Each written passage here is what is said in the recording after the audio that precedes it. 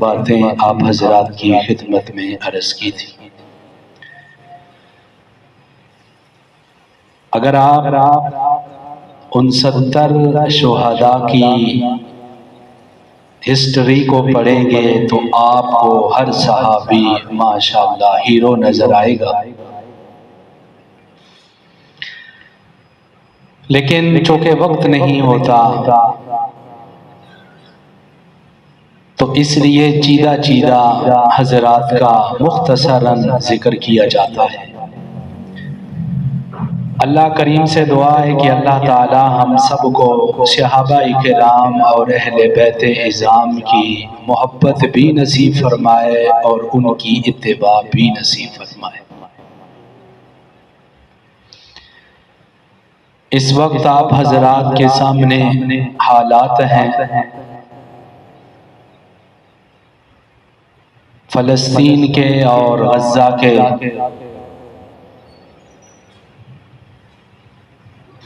کہ اسرائیل نے وعدے کی خلاف ورزی کی اور معاہدے کو توڑا، اور عید والے دن اور عید سے پہلے ہی انہوں نے حملہ شروع کیا، حالانکہ جنگ بندی کا معاہدہ ہو چکا تھا، لیکن کافر ہمیشہ سے وعدہ توڑتا ہے اور مسلمان وعدہ نبھاتا ہے۔ یقیناً ہمارے مسلمانوں کی شہداؤں کی تعداد زیادہ ہے بنسبت ان کافروں کے جو جہنم میں جا رہے ہیں۔ ہمیں دل اپنا بڑا رکھنا چاہیے اور اللہ کی مدد انشاءاللہ اہل حق کے ساتھ ہے۔ وہ وقت دور نہیں ہے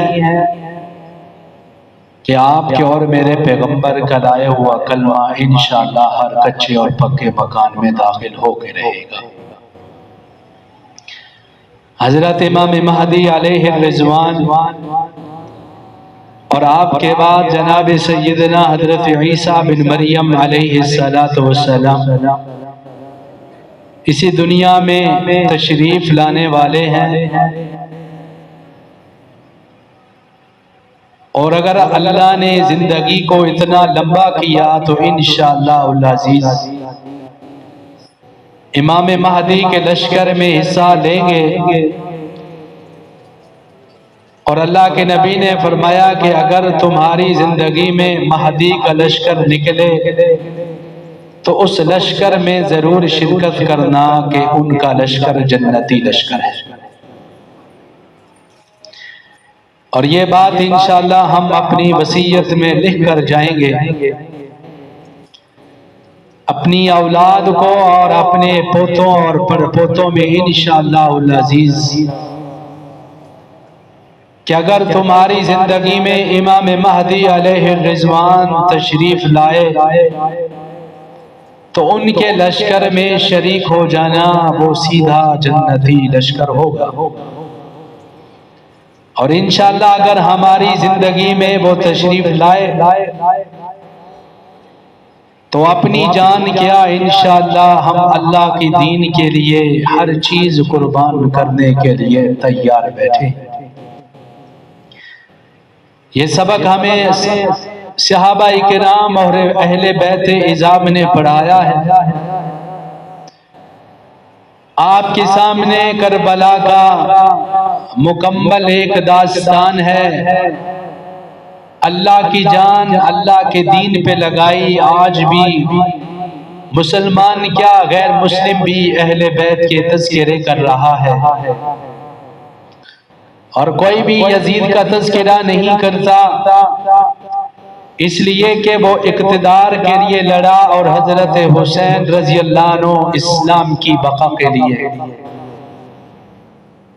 ہمارا دنیا میں مقصد نہ روٹی نہ بنگلہ نہ رہائش، ہمارا دنیا میں ایک ہی نظریہ اور مقصد ہے کہ اس جسم پر بھی اللہ کے اسلام کو نافذ کریں گے اور اس جسم سے ہٹ کر انشاءاللہ پوری دنیا میں اسلام کو نافذ کریں گے۔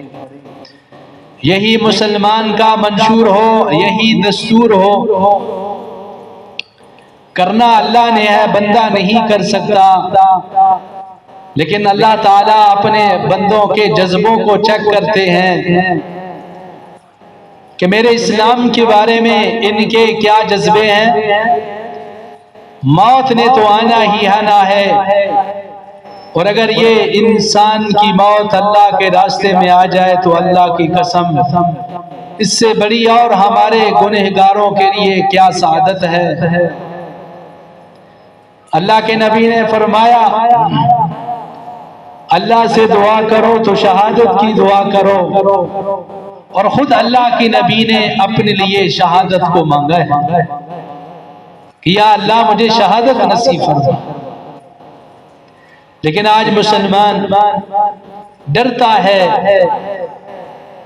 لیکن اس کے ڈرنے کی وجہ یہی ہے یہ اسلام سے دور ہو گیا۔ یہ بات پکی ہے میرا بھائی، جب تک مسلمان اللہ اور اس کے نبی کے طریقے پہ چلا ہے تو اللہ نے اسے کامیابی عطا فرمائی ہے۔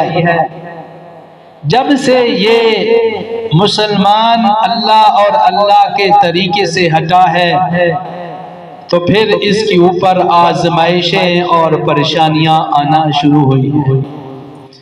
آپ بدر سے لے کر احد، پھر احد سے لے کر جنگ تبوک تک یہ ٹوٹل 27 غزوات بنتے ہیں جو نبی کی زندگی میں ہوئے ہیں۔ پھر حضرت ابو بکر کا زمانہ، حضرت عمر، حضرت عثمان، حضرت علی، حضرت حسن، حضرت معاویہ، پھر آگے چلیے حضرت عمر بن عبدالعزیز۔ یہ جو بڑے بڑے ہمارے حضرات تشریف لائے ہیں انہوں نے بھی جنگیں لڑی ہیں۔ آپ ان کی جنگوں کو چیک کریں، پڑھیں، مطالعہ کریں، آپ کو مسلمانوں کی تعداد کم نظر آئے گی۔ لیکن میرا بھائی جنگ بدر سے لے کر حضرت عمر بن عبدالعزیز تک، اور پھر ان سے آگے جو ہمارے بڑے بڑے سپہ سالار جن میں نام صلاح الدین ایوبی کا آپ لیں، حضرت محمود غزنوی کا نام لیں، سلطان فتح علی ٹیپو کا نام لیں، یا طارق بن زیاد کا نام لیں، یا اور ہمارے بڑے بڑے سپہ سالار اس دنیا میں آئے ہیں، باوجود ان کے پاس نفری کم ہے، محمد بن قاسم ہے، بڑے بڑے لوگ آئے ہیں، لیکن انہوں نے اسلام کے علم کو اٹھایا اور اللہ پاک نے ان کو فتح نصیب فرمائی۔ ہمیشہ ان کی تعداد کم رہی ہے لیکن فتح ان کا مقدر بنتی رہی ہے میرا بھائی۔ لیکن جب یہ مسلمان اقتدار کی لالچ میں پڑا، دنیا کی محبت اور دنیا کی کرسی میں پڑا، پھر اللہ کی وہ مدد ہٹ گئی۔ پہلے مدد تھی اسلام کی وجہ سے کہ یہ اسلام کے لیے جنگ لڑ رہے ہیں، تو اسلام کی وجہ سے مدد آ رہی تھی، یہ لوگ جیت رہے تھے۔ لیکن جب مسلمان حکمران کا ذہن، نظریہ، عقیدہ بدلا، اسلام سے پیسہ، اسلام سے عہدہ بنا، تو اللہ نے پھر اپنی مدد بھی ہٹا لی۔ آج پوری دنیا میں مسلمان پریشان ہے، مالی لحاظ سے بھی پریشان ہے، اولاد کے اعتبار سے بھی، ہر اعتبار سے یہ مسلمان پریشان ہے۔ اللہ رب العزت نے سورہ بقرہ پارہ نمبر 2 اس کے آخر میں ایک واقعہ بیان فرمایا ہے، أَلَمْ تَرَ إِلَى الْمَلَإِ مِنْ بَنِي إِسْرَائِيلَ مِنْ بَعْدِ مُوسَى إِذْ قَالُوا لِنَبِيٍّ لَهُمُ ابْعَثْ لَنَا مَلِكًا نُقَاتِلْ فِي سَبِيلِ اللَّهِ۔ یہ تقریباً پارہ نمبر 2 جہاں ختم ہوتا ہے وہاں تک اللہ پاک نے ان 2-2.5 رکوع میں اس واقعے کو بیان فرمایا۔ موسیٰ علیہ السلام کے بعد یکے بعد دیگر انبیاء تشریف لائے، حضرت یوشع کا نام آتا ہے، حضرت حزقیل کا نام آتا ہے، حضرت شمعون کا نام آتا ہے، حضرت شمویل کا نام آتا ہے، حضرت کالب کا نام آتا ہے۔ آہستہ آہستہ بنی اسرائیل کے لوگ دین سے دور ہونا شروع ہو گئے۔ اللہ رب العزت نے ان کے اوپر جالوت کو مسلط کر دیا۔ اس جالوت بادشاہ نے ان کی زمینوں پر قبضہ کر لیا، ان کی عورتوں اور بچوں کو قیدی بنا لیا اور ان کے اوپر اپنی حکمرانی اور ان کی زمین غصب کر لی۔ اب یہ ذلت کی زندگی گزار رہے ہیں بنی اسرائیل کے سارے لوگ۔ انہوں نے اس وقت حضرت شمعون یا حضرت شمویل کا نام آتا ہے، کہا کہ اللہ سے دعا کریں کہ اللہ ہمارے لیے ایک بادشاہ مقرر کرے جس کے تحت ہم جہاد کریں اور ہم اس ذلت والی زندگی سے نکلیں۔ تو حضرت شمویل علیہ السلام نے انہیں فرمایا کہ آپ کی قوم کے ایک شخص جس کا نام حضرت طالوت ہے وہ آپ کے بادشاہ ہوں گے، اور اس کے ماتحت آپ جالوت کی قوم سے، قوم عمالقہ سے جہاد کریں، اللہ تعالیٰ آپ کو فتح نصیب فرمائے گا اور اللہ تعالیٰ آپ کو غلامی اور زندگی اور ذلت کی زندگی سے محفوظ فرمائے گا۔ انہوں نے کہا کہ نہیں، وہ ایسا ہے ویسا ہے، اس کے پاس مال نہیں ہے، عہدہ نہیں ہے۔ تو حضرت شمویل علیہ السلام نے فرمایا اس بادشاہ کی نشانی یہ ہوگی کہ جس کے پاس حضرت موسیٰ علیہ السلام کا تابوت ہوگا، پھر تو مان لو گے نا۔ انہوں نے کہا ٹھیک ہے، اس تابوت میں حضرت موسیٰ علیہ السلام کا عصا، حضرت ہارون علیہ السلام کا امامہ اور ان کے جوتے، تورات کی تختیاں اور بعض تختیاں ٹوٹی ہوئی بھی تھیں اور کچھ من و سلوہ کی بھی چیزیں تھیں، اور اللہ رب العزت نے اس تابوت کو فرشتوں کے ذریعے حضرت طالوت کے پاس پہنچا دیا۔ جب بنی اسرائیل کی قوم نے دیکھا کہ جو نشانیاں ہمارے پیغمبر نے بتائی ہیں وہ جناب طالوت کے پاس ہیں، تو بنی اسرائیل کی قوم نے انہیں اپنا بادشاہ تسلیم کر لیا۔ اب ان کی تعداد 70,000 یا 80,000 ہے۔ اب انہوں نے جہاد کرنا ہے، جنگ لڑنی ہے جالوت اور اس کی قوم عمالقہ کے ساتھ، اور یہ بڑی پاورفل قوم تھی۔ بنی اسرائیل کے لوگ ڈرتے تھے۔ جب ان کا لشکر چلا، راستے میں نہر آتی تھی، حکم یہ تھا اس نہر سے پانی نہیں پینا۔ ان اللہ مبتلیکم بنہر فمن شرب فلیس منی ومن لم یطعمہ فانہ منی الا من اغترف غرفۃ بیدی۔ اول تو کسی کو پانی پینے کی اجازت نہیں ہے، اور اگر کسی نے پانی پینا بھی ہے تو ایک چلو کے برابر وہ پانی استعمال کر سکتا ہے، اس سے زیادہ نہیں۔ یہ حکم پیش کیا بنی اسرائیل کے بادشاہ جناب طالوت نے، لیکن سب لوگوں نے پانی پیا، صرف 313 لوگ باقی بچے جنہوں نے پانی، اب دیکھیے 70,000 یا 80,000 تعداد ہے، لیکن باقی کتنے بچے؟ 313۔ اب جنہوں نے پانی پیا تھا وہ سب بزدل ہو گئے، ڈر گئے، کیونکہ اللہ اور اس کے نبی کے حکم کی خلاف ورزی کر دی ہے۔ اب جن 313 نے پیا، انہوں نے اکیلے جا کر جالوت کی قوم سے جہاد کیا اور اللہ پاک نے فتح نصیب۔ اسی لشکر میں حضرت داؤد علیہ السلام اس وقت نوجوان تھے، ابھی تک نبوت نہیں ملی۔ وہ نبی تو تھے لیکن نبوت ابھی ملی نہیں ہے، کیونکہ آپ جانتے ہیں کہ نبوت 40 سال کی عمر میں ملی۔ راستے میں انہیں ایک پتھر، اس نے کہا کہ آپ مجھے اٹھا لیں، میں آپ کے کام آؤں گا۔ حضرت داؤد علیہ السلام آپ کے بھائی بھی ہیں اور آپ کے والد بھی ہیں اس جنگ میں۔ حضرت داؤد علیہ السلام نے اس پتھر کو اٹھایا، 3 پتھر تھے، اور اپنے تھیلے میں انہیں ڈال دیا اور معرکہ شروع ہو گیا جالوت کا اور طالوت کا۔ اب یہاں پر 313 ہیں جناب طالوت کے ساتھ، اور جالوت لاکھوں کے اعتبار سے آیا ہوا ہے۔ حضرت داؤد علیہ السلام نے اپنے غلیل کے ذریعے نشانہ لگایا جو اس کے ماتھے پہ لگا، اور وہ پتھر آر پار ہوا، جس کی وجہ سے جالوت مر گیا۔ جب قوم کا سپہ سالار اور کمانڈو ہی مر جائے تو سپاہیوں کی طاقت ختم ہو جاتی ہے۔ یہی وجہ ہے جب احد میں آواز لگی کہ حضور علیہ السلام شہید ہو گئے تو صحابہ فرماتے کہ ہمارے پاؤں اکھڑ گئے۔ تو اللہ رب العزت نے جناب طالوت کو فتح نصیب فرمائی، تو جناب طالوت نے اپنی بیٹی کا نکاح جناب داؤد علیہ السلام سے کیا، کیونکہ وہ اس جنگ کے ہیرو ٹھہرا۔ ذریعہ بات ہے جو اتنے بڑے کمانڈو کو اپنے غلیل کے ذریعے برباد کر دے تو ہیرو ٹھہرے حضرت داؤد علیہ السلام۔ پھر طالوت نے اپنی حکومت جناب سیدنا حضرت داؤد علیہ السلام کو دے دی، تو اللہ رب العزت نے پھر آپ کو نبوت بھی عطا فرمائی، اور اللہ پاک نے حضرت داؤد علیہ السلام کو حکومت بھی عطا فرمائی۔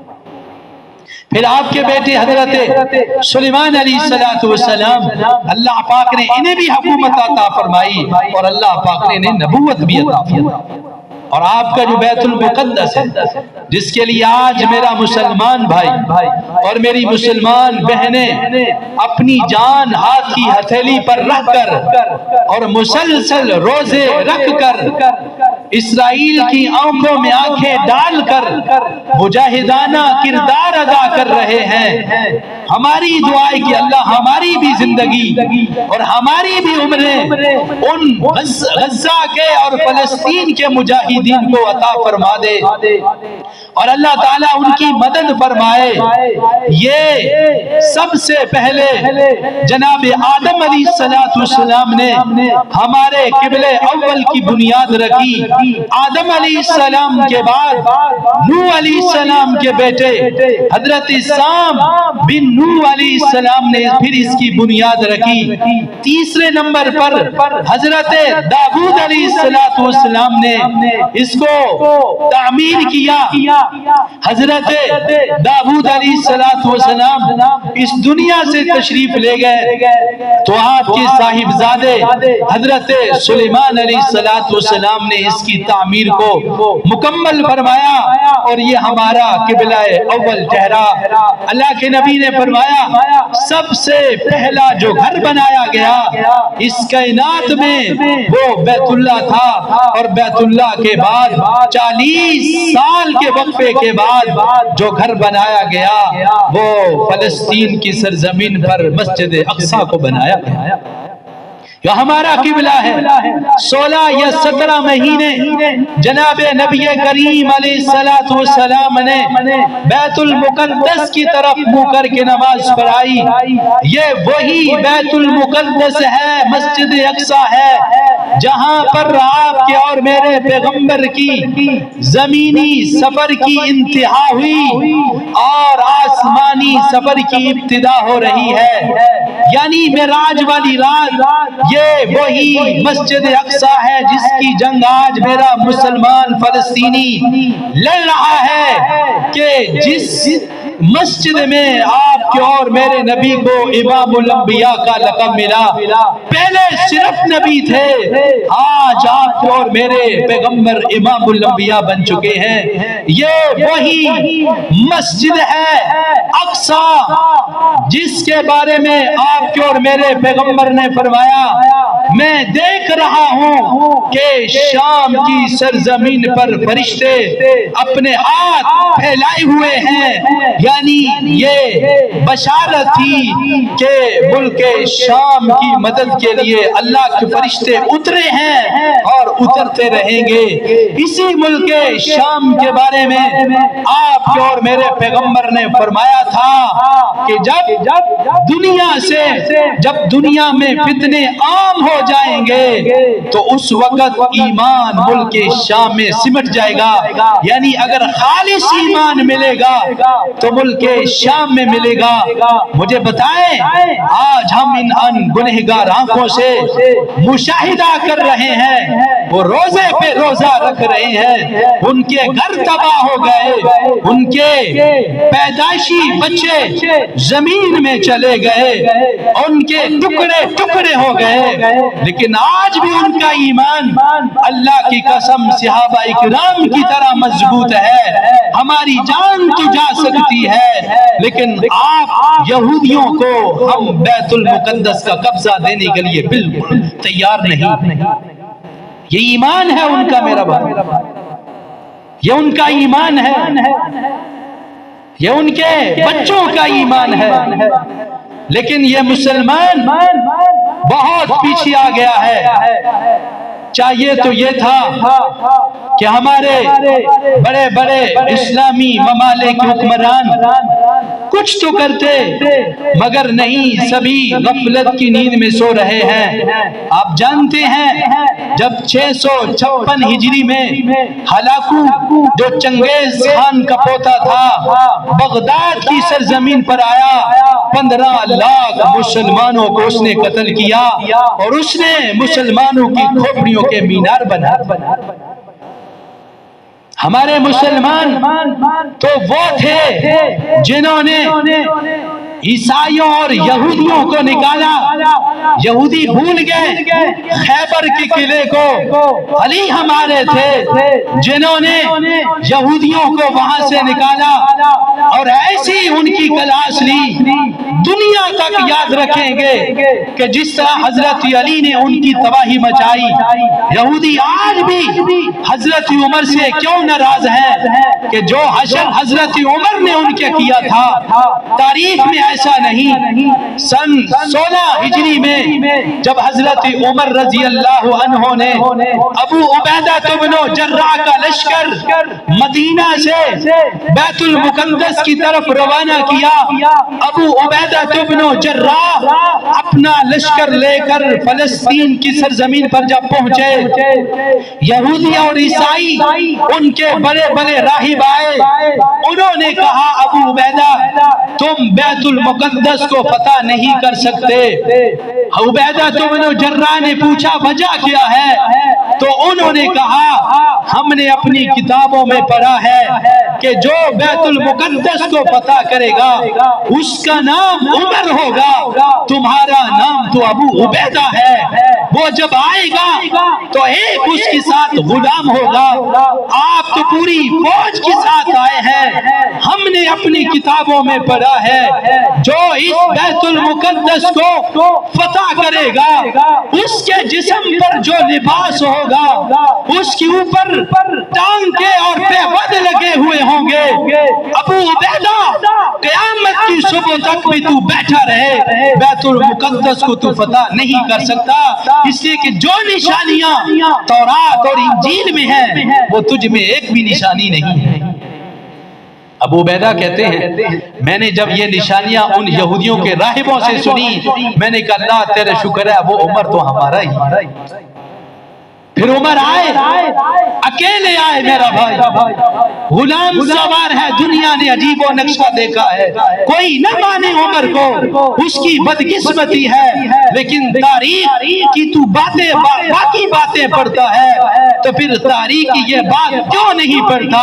پھر عمر مدینہ سے چلے، کئی میل کا فاصلہ ہے، کبھی غلام کبھی آقا، جب بیت المقدس کی سرزمین میں داخل ہو رہے ہیں، ابو عبیدہ دوڑ کر آئے، کہنے لگے حضور کپڑے تے چینج کر لو نا، پرانے کپڑے پائے۔ لوکی اکسن 22 لاکھ مربع میل دا بادشاہ تھے، کپڑے چیک کرو۔ حضرت عمر نے فرمایا کہ ابو عبیدہ کیا کس وہ لوگ تھے؟ کہا ابو عبیدہ عمر کو جو عزت ملی ہے وہ کپڑوں کی وجہ سے نہیں، وہ رب کے قرآن کی وجہ سے، اسلام کی وجہ سے ملی ہے، کپڑوں کی وجہ سے نہیں۔ چھوڑ دے، اور اگر تو ابو عبیدہ نہ ہوتا میں تجھے بتاتا کہ تو نے یہ بات کی کیوں، ہٹ جا میرے راستے سے۔ عمر آئے، یہودی بھی نکل آئے اور عیسائی بھی نکل آئے، یہ پہلا فاتح ہے آپ کے بیت المقدس کا اور آپ کے اور میرے قبلے کا۔ انہوں نے کتابیں کھولی، کا نام عمر ہے، مدینے کا بادشاہ ہے، خود پیدل ہے، غلام سوار ہے، جوتے ہاتھ میں پکڑے ہوئے ہیں۔ واہ بادشاہ! عمر جب چلا ہے نا تو راستے میں کیچڑ تھا تو پاؤں جوتا ٹوٹ گیا، عمر نے ہاتھ میں ہی پکڑ لی، جوتا بھی ہاتھ میں۔ پیوند گنے گئے 17 پیوند، انہیں کہا لو جی چابی، ایک بندے کا بھی خون نہیں ہوا، اکیلے فاروق اعظم نے بیت المقدس کو یہودیوں کے قبضے سے لے لیا۔ عباسی خلیفہ تک یہ ہمارے کنٹرول میں رہا، پھر مسلمانوں کے اختلاف کی وجہ سے عیسائیوں کے پاس چلا گیا، پھر اللہ آپ کا بھلا کرے 88 سال کے بعد پھر اسی دنیا میں اللہ نے ایک خاتون کو پیدا کیا، اس خاتون کے بدن سے ایک مرد مجاہد نکلا جسے دنیا صلاح الدین ایوبی کہتی ہے۔ 16 جنگیں لڑی میرا بھائی، 16 جنگیں لڑنے کے بعد سلطان صلاح الدین ایوبی نے پھر فتح کیا بیت المقدس کو۔ ایک دن حملہ کیا، فتح نہیں ہوئی، دوسرے دن حملہ کیا، فتح نہیں ہوئی، تیسرے دن صلاح الدین نے حملہ کیا، فتح نہیں ہو رہی۔ سلطان صلاح الدین نے اپنا مسلح بچھایا، ساری رات اللہ سے دعا کرتا ہے، اللہ یہ قبلہ ہمارا ہے، مسجد ہماری ہے کہ آج یہودیوں نے قبضہ کر لیا ہے۔ رات ساری صلاح الدین ایوبی تڑپتا رہا، آج میرا حکمران قلب کے اندر زندگی گزارتا ہے، اور صلاح الدین ایوبی نے مسلح پہ رات گزاری ہے بیت المقدس کی فتح کے لیے۔ صبح ہی فرمایا کہ صلاح الدین اب حملہ کرو۔ صلاح الدین نے جب چوتھا حملہ کیا، رب ذوالجلال والاکرام نے میرے مجاہد صلاح الدین ایوبی کو فتح نصیب فرمائی۔ یہ کون لوگ تھے؟ جب ہلاکو خان آیا نا ہمارے ملتان کی طرف تو واپس چلا گیا، اس وقت ملتان کے بادشاہ تھے سلطان التمش رحمت اللہ تعالی علیہ۔ التمش رات مسلح میں پڑ گیا اور کہا اللہ میں ہلاکو کا مقابلہ نہیں کر سکتا، اس نے بغداد میں 15 لاکھ مسلمانوں کو قتل کیا، اللہ تو ہی بدلہ لے۔ جب ہلاکو پر ایسا روب طاری ہوا، وہ دلی اور ملتان کی سرزمین کی طرف آیا تو ہے لیکن اس نے تباہی نہیں کی، واپس چلا گیا۔ ہاں یہ وہ حکمران تھا جب اس کی رعایا کا قطب الدین دنیا سے گیا ہے تو قطب الدین بختیار نے کہا تھا میرا جنازہ وہ پڑھائے جس کی اثر کی سنتیں کبھی قضا نہیں ہوئی، میرا جنازہ وہ پڑھائے جس کی تہجد کی نماز کبھی قضا نہیں ہوئی، میری نماز جنازہ وہ پڑھائے جس کی نظر غیر محرم پہ نہیں پڑی۔ ارے دلی کی سرزمین ہے، خواجہ قطب الدین کا جنازہ پڑا ہے، بڑے بڑے اولیاء آئے وصیت کو پڑھتے ہیں، واپس چلے جاتے ہیں، سورج غروب ہونے کو جا رہا ہے، خواجہ قطب الدین کا نماز جنازہ پڑا ہے۔ میرا بھائی اسی دوران منہ پر کپڑا ڈالے ہوئے دلی کا بادشاہ سلطان التمش آتا ہے۔ جس قوم کا بادشاہ یہ ہو اس نے تحریر پڑھی، چیخ نکلی، کہا پہلے یہ راز میرے رب کو معلوم تھا، اے قطب الدین میرا راز فاش کر کے تجھے کیا ملا؟ کیا ملا ہے؟ مسلمانوں اپنی تاریخ پڑھو، اپنی تاریخ پڑھو۔ ہم لگ گئے فلمی ہٹکروں پر، ہم لگ گئے دنیا کے گندے کاموں پر۔ اللہ کی قسم ہماری تو ایک زندگی ہے، ہمارا ایک شاندار ماضی ہے۔ سلطان التمش نے کہا آج تک میری آئے بادشاہ ہے دلی کا، آج تک میری نظر غیر محرم پہ نہیں پڑی۔ پھر دلی میں جس مرد کلندر نے خواجہ قطب الدین کا نماز جنازہ پڑھایا ہے، وہ دلی کا ولی نہیں تھا، دلی کا پروفیسر نہیں تھا، دلی کا سائنسدان نہیں تھا، بلکہ دلی کے تخت پر حکومت کرنے والے سلطان التمش رحمت اللہ علیہ بادشاہ۔ میرا مسلمان خدا کے طریقے سے بھی ہٹا اور نبی کے طریقے سے بھی ہٹا، باوجود ہمارے حکمران مسلمان ہیں لیکن انہیں کوئی پتہ نہیں کیا ہو رہا ہے، وہ اپنی موج مستی میں لگے ہوئے ہیں۔ میں آپ حضرات سے گزارش کروں گا، ایک درخواست کروں گا، ایک گزارش کروں گا، ہم کیا کر سکتے ہیں ان نوجوانوں کے لیے؟ ہم کیا کر سکتے ہیں؟ ہم دو کام آج کریں، ایک کام اگلے جمعے بتاؤں گا، پھر ایک کام اس سے اگلے جمعے بتاؤں گا۔ اس ہفتے میں ہم دو کام کریں، ایک تو ہم دعا کریں ان کے لیے۔ اگر کل قیامت کے دن آپ کے اور میرے نبی نے پوچھ لیا ارے تم نے کیا کیا، تو آپ کیا جواب دیں گے؟ ہم جواب دیں گے انشاءاللہ اللہ کے نبی ہم ان کے لیے دعا کرتے تھے۔ اور دوسرا، پہلا کام تو آپ یہ کریں کم از کم ان کی پیپسی اور ان کا کوک اور ان کی سپرائٹ اور ان کا مرنڈا اس کا تو بھائی کا ہم ایک ہفتہ یہ کریں، پھر دوسری پروڈکٹ اگلے جو میں بتائیں گے، ایک پروڈکٹ جو ان کی ہے کم از کم ہم ہمارے گھر میں گورما آئے پاکستانی ان کا بالکل آپ وعدہ کرتے ہیں، آپ ہاتھ کھڑا کریں اور اپنے دل سے وعدہ کریں انشاءاللہ العزیز ہمارے گھر میں یہودیوں کی اس ہفتے میں اور پھر انشاءاللہ بعد میں ایک بھی ان کی کوک اور ان کی پیپسی نہیں ہے۔ ہم یہ تو کریں، ان پر قیامت برپا ہے، لیکن دنیا سو رہی ہے، لیکن اللہ کی مدد ان کی ساتھ ہے۔ خدا کی قسم اگر اللہ کی مدد ان کی ساتھ نہ ہوتی، آج مسلمان وہ کب سے اپنا ہتھیار زمین پر پھینک دیتے اور میرے بیت المقدس پر آج یہودی قابض ہوتا۔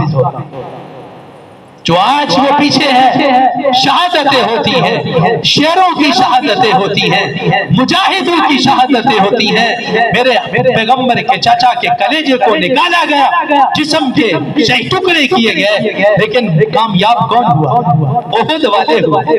میرے پیغمبر کا چاچا کامیاب، غزہ کے مسلمان کامیاب، انشاءاللہ قیامت لگنے والی ہے، اللہ اپنا عدل کرے گا، پھر ان اسرائیلیوں ان امریکہ اور یورپ کے لوگوں کو اللہ اپنی عدالت میں کھڑا کریں گے، ادھر سے غزہ کے مسلمان بھی ہوں گے، فیصلہ ہو جائے گا۔ جاؤ غزہ کے مسلمانوں، تم میرے پیغمبر کے ساتھ جنت میں چلی جاؤ، اور یورپ، امریکہ اور اسرائیلیوں کے باشندوں اور کافروں جاؤ فرعون کے ساتھ جہنم میں چلے جاؤ۔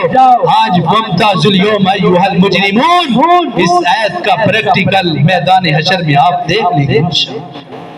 اللہ تعالی ہم سب کو دعا کرنے کی اور اپنے بھائیوں کے ساتھ چلنے کی توفیق عطا فرمائے۔ زندگی باقی ملاقات۔